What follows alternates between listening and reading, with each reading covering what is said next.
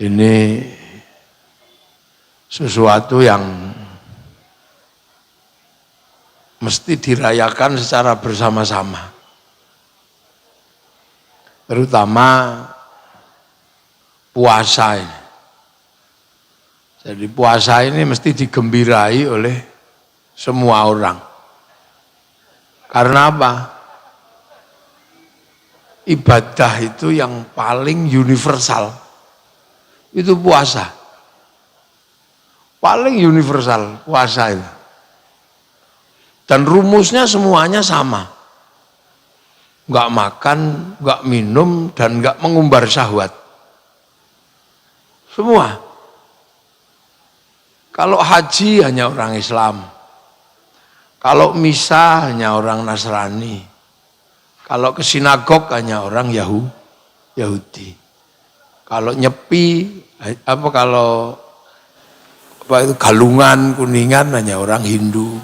Waisak hanya Buddha. Tapi kalau puasa itu menyeluruh.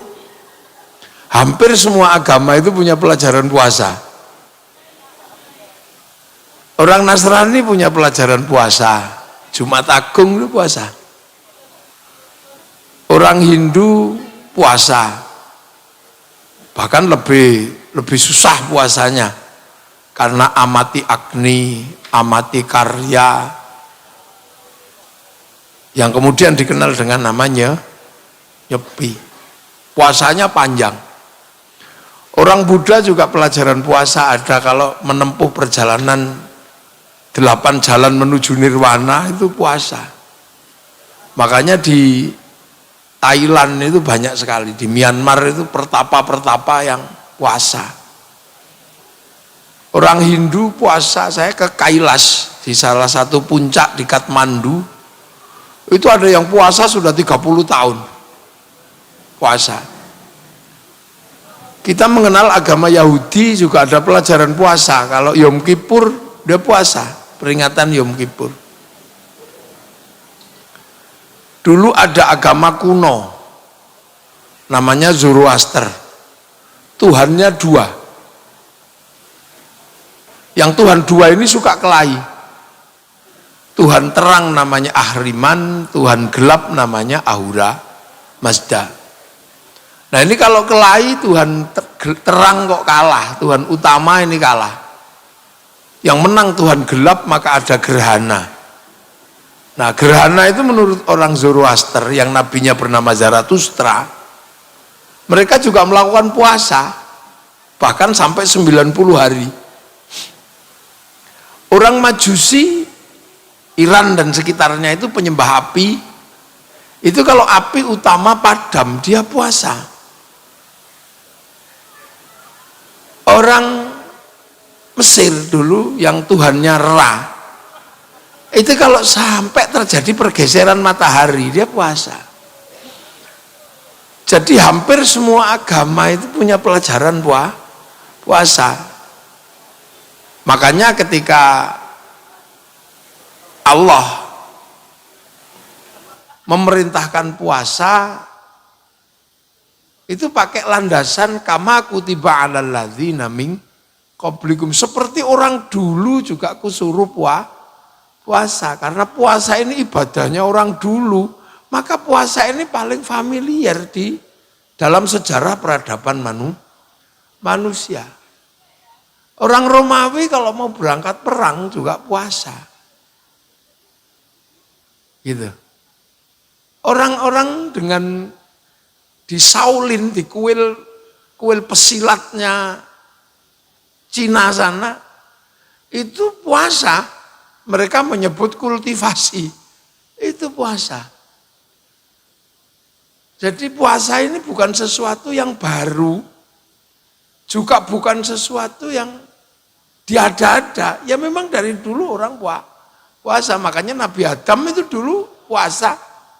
Ayamul Bed sama Ayamus Sud. Ayamul Bed itu 13, 13, 14, 15 rembulan. Ayamus Sud hari gelap itu 27, 28, 29 rembulan.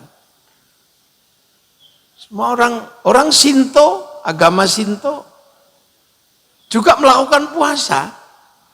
Para pendeta Shinto itu juga puasa.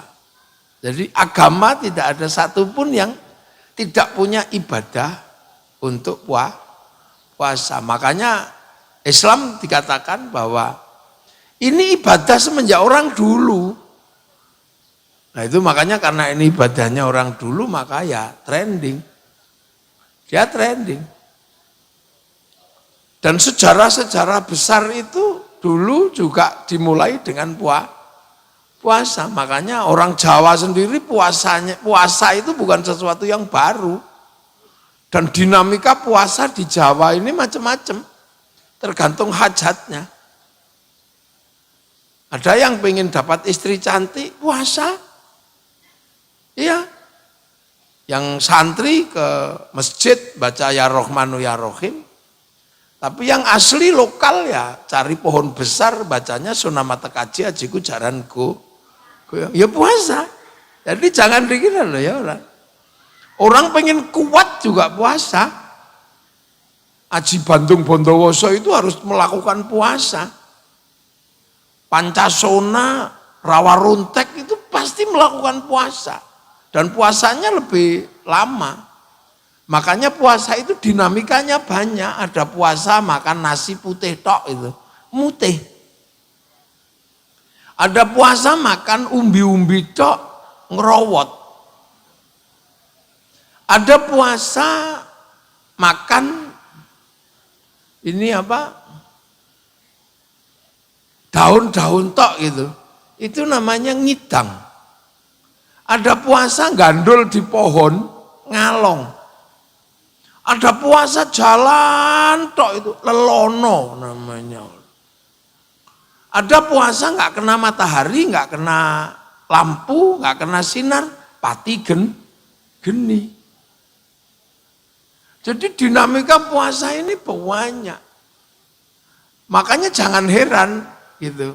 Hampir dulu nenek moyang kita ketika punya hajat besar itu pasti puasa. Sampai orang dablek itu juga puasa. Ketika dia pengen nomornya tembus, puasa dia. Dulu zaman SDSB banyak orang puasa karena pengen ben nomornya tembus. Utawa togel itu puasa. Itu. Kita masih ingat betapa hari ini kita ini menikmati berkahnya orang puasa loh sampean.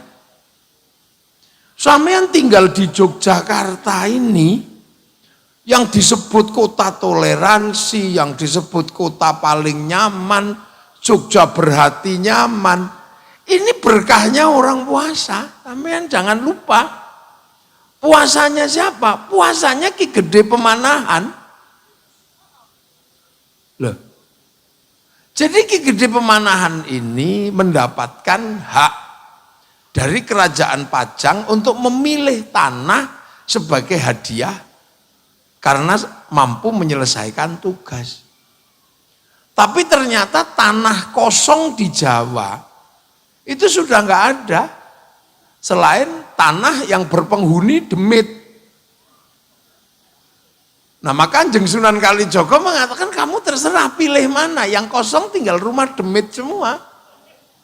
Yang ujung paling timur namanya Alas Purwo, yang tengah namanya Ketonggo, yang barat utara namanya Alas Roban, yang sebelah ujung kulon namanya Cirebon Alas Larangan, tapi itu jauh. Nah ada satu lagi rumah demit, Alas Mentao. Kalau kamu mau di situ ya nggak apa-apa, tapi gentur pasamu harus kuat. Maka kemudian Ki Gede Pemanahan memilih kultivasi kalau orang sekarang. Uzlah kembang lampir Gunung itu. Ini petilasannya juga masih ada. Tapa di situ, puasa di situ selama 20 tahun. Udah main-main loh. Gede Pemanahan nih. Poso 20 tahun. 20 tahun. Hasilnya apa? Punya anak Danang Suto Wijaya, mbubak Alas Mentao Jadilah kerajaan besar namanya kerajaan Mataram yang akhirnya pisah Jogja Solo, yang Solo ditinggali oleh orang Solo, yang Jogja sampean ikut menikmati. Lu sampean ini hidup di tempat di mana hasilnya orang puasa. Lu kok saiki malah wong manggon ning Yogya dikongkon poso malah petakilan. Maka jangan heran kalau sampean di Yogyakarta ora tirakat, ya ora oleh nggon ning Jogja. Ya panggonamu ning emper-emper ngono niku tok wong poso ya ora, tirakat ya ora, napak tilas ya ora, nunggak semi juga tidak. Sampean kalau mau di Jogja hidup tirakat toh. Karena tumbuhnya Yogyakarta itu berasal dari tirakat. Lah neng Yogya mung mangan mendam-mendem ngono ya wis ora oleh bagian apa-apa sampean ning Jogja. Paling ya nek ngemper-ngemper ning parkir ngono ae wis muter, engko akhire kepruk-keprukan sak koncone ngono tok. Bulet kaya entut niku. Duh. Iya kan? Orang mau tinggal di Mekah, dia akan nikmat hidup di Mekah karena apa? Harus mengikuti apa yang pernah dilakukan oleh Nabi Ibrahim. Nabi Ibrahim tirakat di Mekah. Makanya orang kalau mau hidup di Mekah, ya harus napatilah sejarahnya Nabi Ibrahim. Dan kita di sini pun online kepada sana. Jadi watak satu tanah, watak satu tempat, ini harus diingat awal berdirinya dan awal pembentukannya. Kalau sampean hidup di sebuah kota tidak ngerti awal pembentukannya, sampean tidak napak tilas seperti awal pembentukan satu kota, ya jangan heran sampean nggak dapat bagian. Jogja dibentuk dengan tirakat dan puasa, maka sampean kalau ning Yogya ora tirakat ora apa, ya ora manopo sampean. Enggak. Habis itu Jogja ini melahirkan tokoh-tokoh yang berani berjuang untuk orang lain. Sampai hidup di Jogja kok mikiri awake dhewe, ya ora kebagian apa? Lho, kota itu membawa watak. Kenapa Jogja melahirkan watak toleransi, watak yang bagus? Ya karena lahir dari tradisi tirakat. Nah, tirakat puasa itu intinya apa? Sampeyan harus tahu ya. Intinya orang puasa itu enggak makan, enggak minum, dan tidak ngumbar syahwat. Kelihatan sederhana, wong cuman enggak makan, enggak minum, enggak ngumbar syahwat. Tapi sampean harus tahu, dunia ini bergerak itu karena urusan makan sama urusan syahwat. Cuman dua itu tak. Berdirinya toko-toko, ruko-ruko ini kenapa? Karena orang pengen makan. Kenapa orang sampai jualan pelembungan, jualan apa? Itu karena apa? Karena pengen urip mangan. Lah, kenapa kemudian dunia ini bergerak? Karena ada generasi yang lanjut. Nah, generasi yang lanjut itu dari mana? Dari sini. Dari bawah pusar. Jadi poso itu intinya apa? Mengatur kehidupan yang baik, yang sumber kehidupan itu dari mulut atas sama mulut bawah. Ayo. Ini harus ditata. Syahwat bawah sama syahwat atas ini ditata. Karena dari syahwat bawah ini lahir kehidupan yang demikian gede. Coba aja sampean. Ayo. Sampean punya bangun rumah, nabung, Itu untuk siapa? Untuk anak, untuk istri, untuk keluarga. Anak, istri, dan keluarga itu lahirnya dari mana? Dari proses yang terjadi di bawah puser. Iya, itu syahwat terbesarnya manusia itu ya di bawah puser itu. Yang akhirnya karena syahwat itu melahirkanlah kehidupan. Jangan sampean kira. Ini syahwat bawah puser ini kalau bergerak, dunia ikut bergerak. Anak kecil, syahwat bawah pusernya bergerak. Pertama laki-laki harus dipotong kucirnya itu, ujungnya. Begitu itu dipotong, catering ikut. Karena mesti harus ada syukuran sunat. Ilmu kedokteran sunat.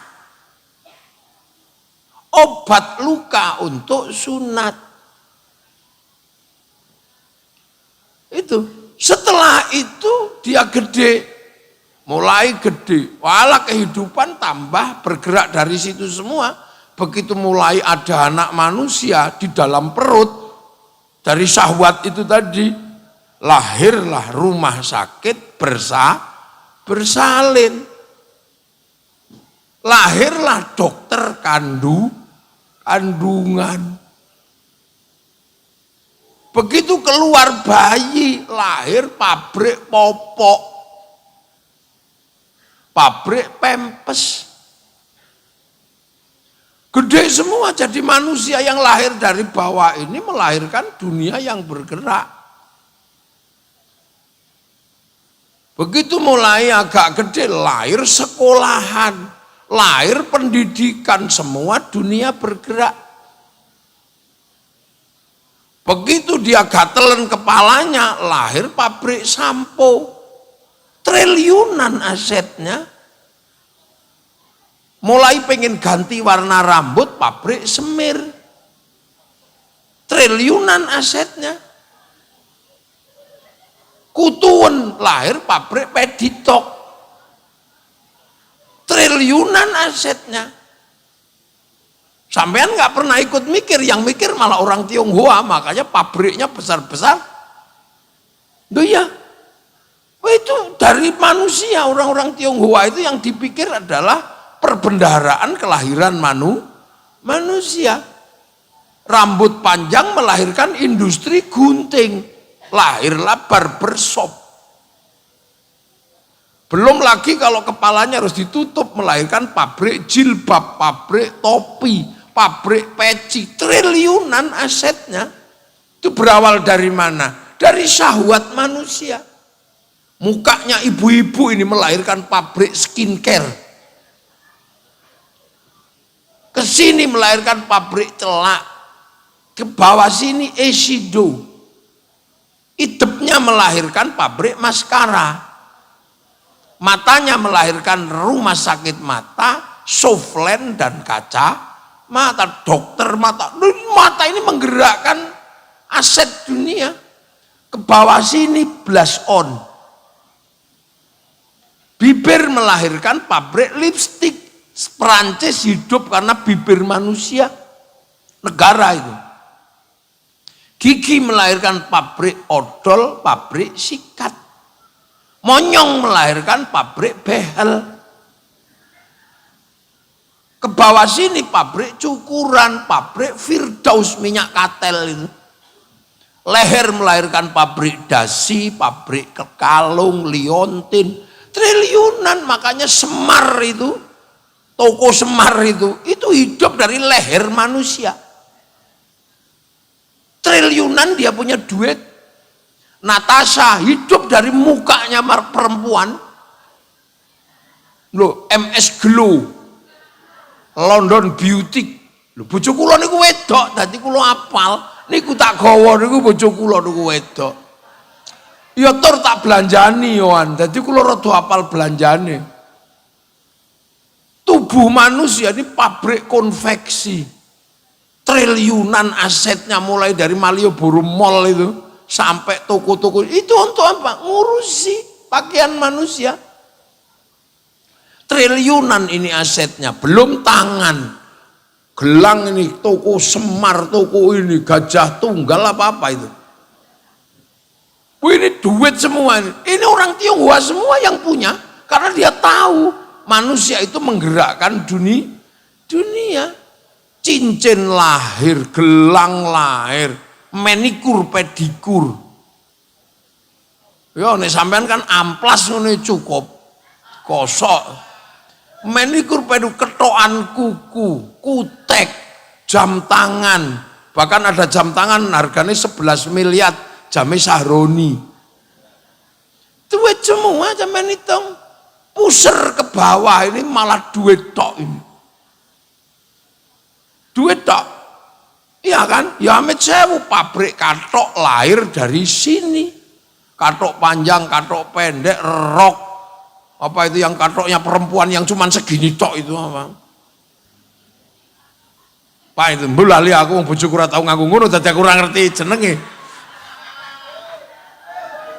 Ora tahu aku nek perberan waktu angger bojoku tuku, aku mesti ngerti. Tapi bojoku ora tuku aku ya ora ngerti. Iku rok. Itu triliunan asetnya ini. Belum lagi Amit Sewu ujung dari pantat Cantuko, silet itu. Itu duit semua menggerakkan apa? Ada yang bikin pabrik WC mereknya American Style. Ada pabrik WC mereknya Toto. Kalau sampean kan cuma mikir jumbleng. Loh, itu duit semua.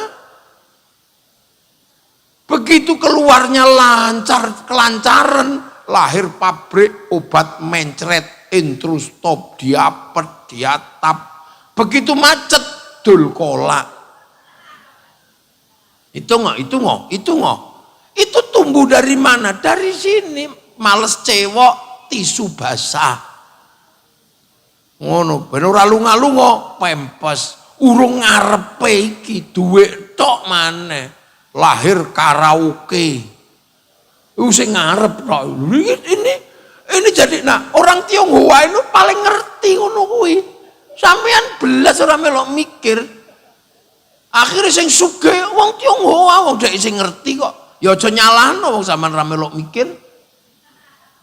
Ana wong punya pabrik semua, kenapa orang Tionghoa? Karena berangkat dari memahami manusia. Mulane sampean iso gawe patung. Orang Cina itu pinter bikin patung, makanya iso ngitung menungso lah. Sampean ora tahu gawe patung. Jadi butuhnya menungso itu apa nggak tahu sampean. Nah, yang atas ini kalau di Islam urusan makan ini ya, itu doanya Allahumma barik lana. Kenapa bukan barikli? Bukan berkahilah saya, tapi berkahilah kami. Karena makan itu orang banyak. Begitu sampean makan nasi, lahirlah sawah. Sawah diurus negara, nek ora diurus BPN, bacokan sak tonggone ayo. Rebutan sawah. Dari situ lahirlah pabrik pupuk. Setelah panen lahir kombi mesin pemanen, industri gede semua. Wayai digiling melahirkan pabrik slab, orang Jerman yang bikin. Waktunya dimasak melahirkan pabrik kompor, mereknya Rinnai, Quantum, Avian, apa-apa banyak. Terus begitu dimasak ini juga melahirkan pabrik rice cooker, Rinnai, Yongma, Miyako. Itu triliunan asetnya. Dan itu tidak mengenal agamanya apa, negaranya apa, udah gak mikir sudah. Melahirkan pabrik LPG diurus Pertamina. Ayo naik ke atas meja pabrik piring, garpu, sendok. Agar enak melahirkan pabrik bumbu, ada yang nanam bawang triliunan. Ada yang bikin Masako, ada Ajinomoto, Miwon, Sasa, itu triliunan asetnya. Terus orang Jogja masakannya nggak terlalu enak kalau nggak dikasih garam. Yang bikin garam orang Rembang sana. Ditambak-tambak garam. Sampean tahu nggak ketika orang bikin garam ditambaknya nggak kencing ditambaknya? Duh, iya kan? Sopo ngerti pas gawe uyah dek nguyo. Makanya orang Jogja kan dia curiga jangan-jangan pas gawe uyah nguyo. Maka si dijenengi uyah, si dijenengi uyo. Soalnya khawatir pas gawe uyah nguyo. Nah, lah iya kan? Setelah makan ambil anggur merah, anggur hijau. Ini nggak ada di Indonesia, harus impor. Berarti siapa yang mendatangkan? Negara.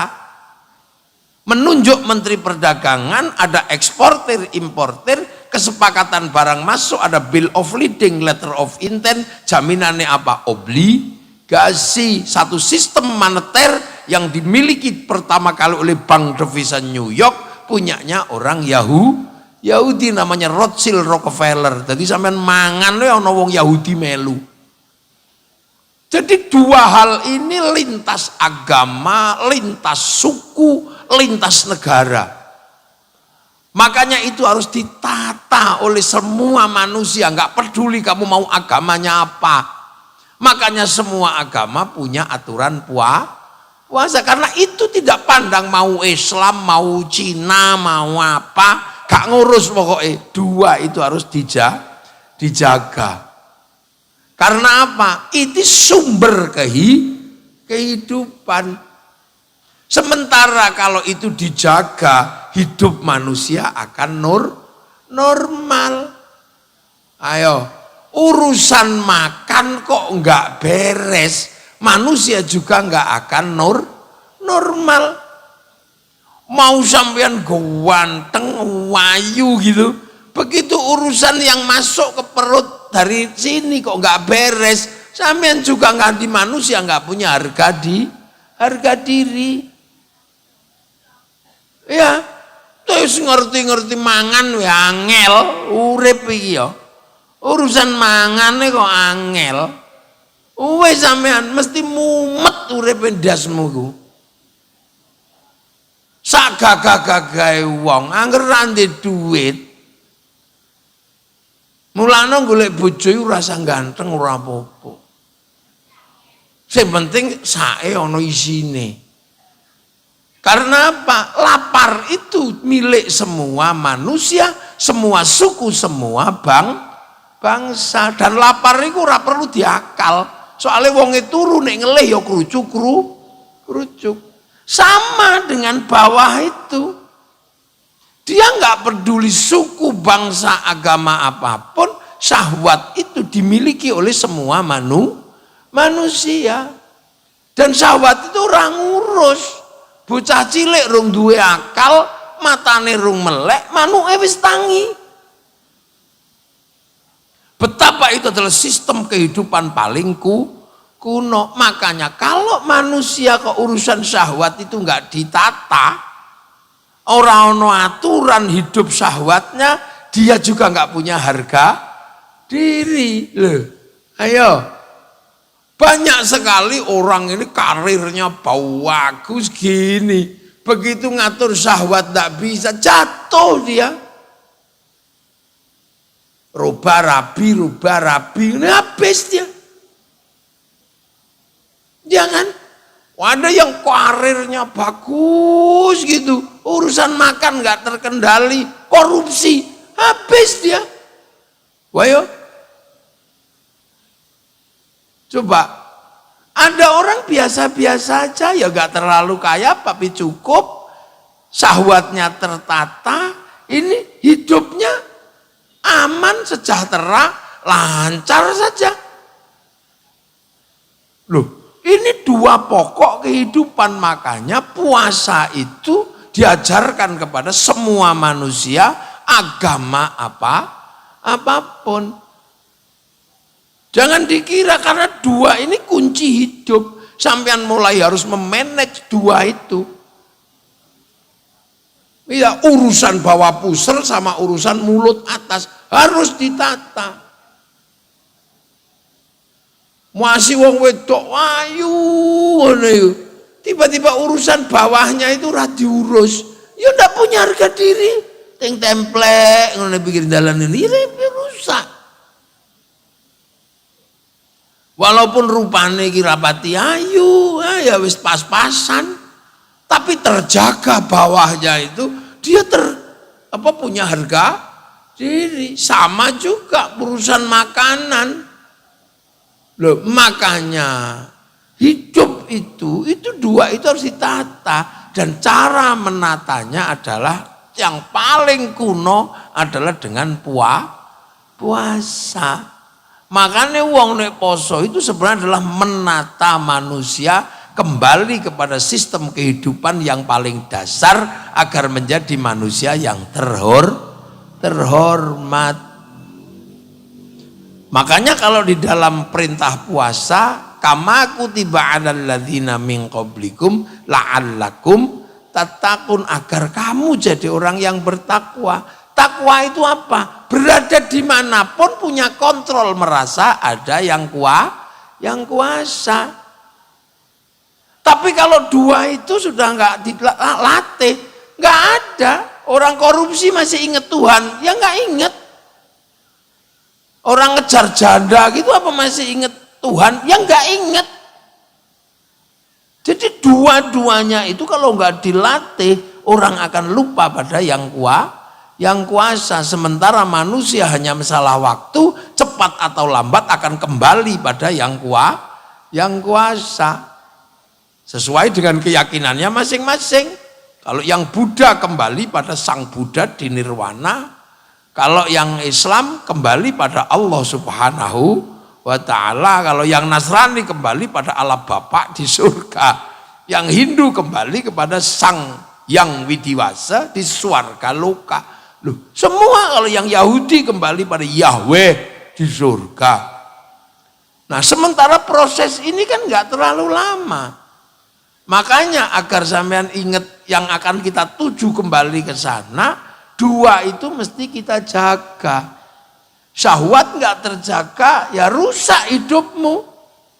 Rebutan istri, rebutan ini, satu nggak cukup, tambah ini, tuwae ngatang-ngatang ra ono sing ngurusi karena semua perempuan sudah kamu sakiti. Urusan makan nggak kita tata, yuru angel. Sembayang itu sarung ra iso, wayahe buka angel. Itu. Loh, makanya manusia yang semuanya sama dalam urusan bawah dan urusan atas itu punya pelajaran puasa. Mulane sing Islam ya diulangi poso, sing ini makanya puasa itu lintas agama. Karena puasa itu mengajarkan manusia yang sama bahwa apapun sukumu, apapun bangsamu, apapun negaramu, urusan bawa pusar dan urusan makanan adalah sama. Makanya kayak kita sholat itu ya yang nyediakan sarungnya orang Tionghoa. Terus tiba-tiba kita hancuran orang Tionghoa lah, orang Tionghoa, orang Cina pergi semua, udah kita. Sampai ibu-ibu pakai jilbab itu. Ya itu pabrik kainnya punyanya ada di situ, ada Samitek, ada Sritek. Nggak ada. Orang bikin masjid bersama dia. Orang bikin masjid bersama, tiangnya harus pakai semen. Makanya orang Islam kalau sholat nggak boleh marahan sama pabrik besi, sama pabrik semen. Orang pergi haji harus pakai bank.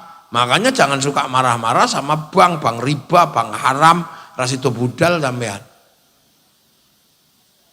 Naik pesawat begitu haji, itu punyanya orang Yahudi Nasrani, Boeing sama Airbus. Yahudi kamu bunuh semua, renang kamu dari pantai Gelaga situ. Urung tekan gono ceplek-ceplek mati dulu. Jadi dunia ini saling terkait. Makanya landasan kalau orang mengelola ini dua-duanya itu dia akan jadi orang yang bersahaja, toleran. Oh, ternyata kita makan yang nyiapkan Ajinomotonya orang Jepang. Oh, ternyata yang nyiapkan kompornya orang Cina. Oh ternyata yang nyiapkan LPG-nya negara. Aman nggak boleh ngamuk negara. Negara kalau nggak hadir hari ini nggak ada. Ini bisa ribut, polisi nggak ada, tentara nggak ada. Oh platok-platokan gitu.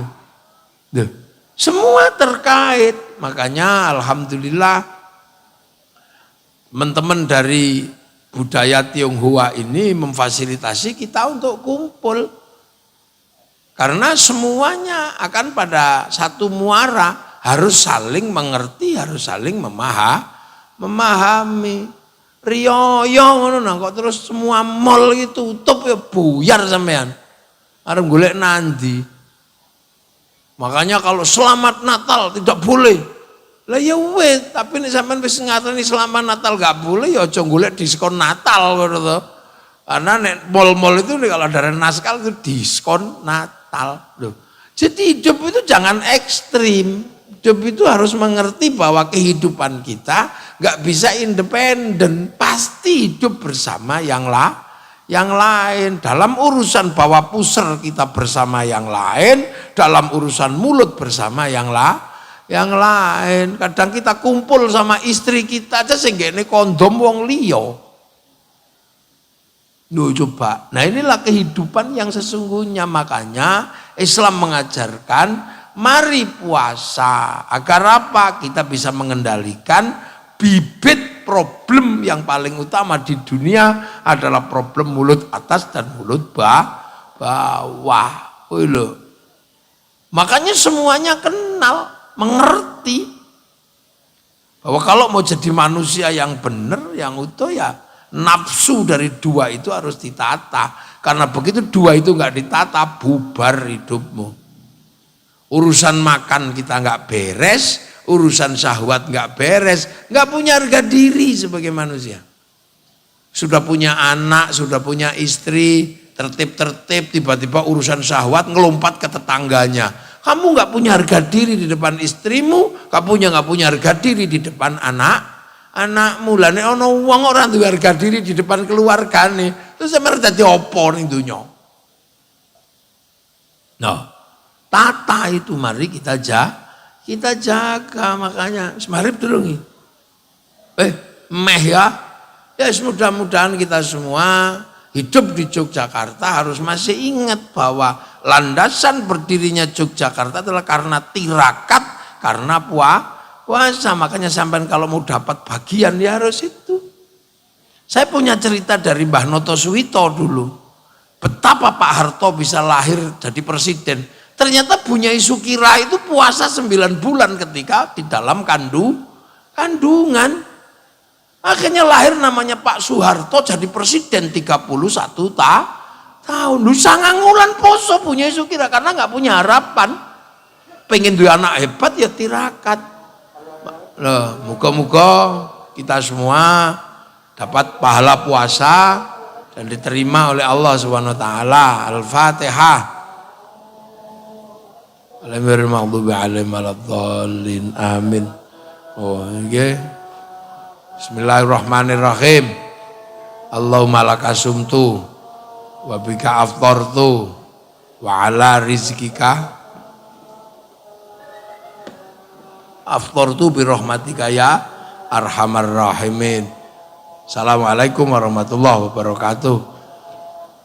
Allahumma barik lana fima razaqtana wa qina adzabannar.